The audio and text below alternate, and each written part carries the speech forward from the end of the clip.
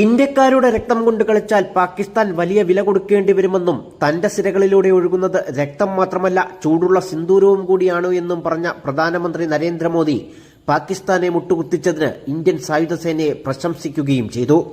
ഭീകരാക്രമണത്തോടുള്ള ഇന്ത്യയുടെ പ്രതികരണം പ്രതികാരത്തിന്റെ കളിയല്ലെന്നും നീതിയുടെ പുതിയ രൂപമാണെന്നും അദ്ദേഹം പറഞ്ഞു. പാകിസ്ഥാനുമായി വ്യാപാരമോ ചർച്ചയോ ഉണ്ടാകില്ല. പാക് അധിനിവേശ കശ്മീരിനെക്കുറിച്ച് മാത്രമേ സംസാരിക്കുകയുള്ളൂവെന്നും പ്രധാനമന്ത്രി കൂട്ടിച്ചേർത്തു. ആണവ ഭീഷണികളിൽ ഇന്ത്യ ഭയപ്പെടാൻ പോകുന്നില്ലെന്നും രാജ്യത്ത് ഒരു ഭീകരാക്രമണം ഉണ്ടായാൽ അതിന് തക്കതായ മറുപടി നൽകുമെന്നും അതിനുള്ള സമയവും രീതികളും നമ്മുടെ സൈന്യം തീരുമാനിക്കുമെന്നും ഭീകരപ്രവർത്തകരെയും ഭീകരരെയും സംരക്ഷിക്കുന്ന സർക്കാരിനെയും വേർതിരിച്ചു കാണില്ല എന്നും അവരെ ഒന്നായി കണക്കാക്കുമെന്നും പാകിസ്ഥാനുള്ള സന്ദേശമായി മോദി പറഞ്ഞു. തങ്ങളുടെ ആയുധങ്ങളിൽ അഭിമാനം കൊണ്ടവർ ഇപ്പോൾ ആ അവശിഷ്ടങ്ങൾക്കിടയിൽ അടക്കം ചെയ്യപ്പെട്ടു. ഇതൊരു പ്രതികാരത്തിന്റെ കളിയല്ല, മറിച്ച് ഇത് നീതിയുടെ പുതിയ രൂപമാണ്.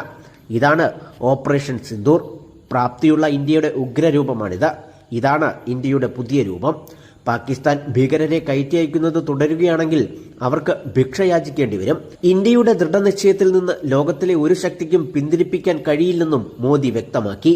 ഓപ്പറേഷൻ സിന്ദൂറിനു ശേഷമുള്ള ആദ്യ പൊതുസമ്മേളനത്തിൽ രാജസ്ഥാനിലെ ബിക്കാനേറിൽ ജനക്കൂട്ടത്തെ അഭിസംബോധന ചെയ്ത് സംസാരിക്കുകയായിരുന്നു അദ്ദേഹം. News desk, mount vision.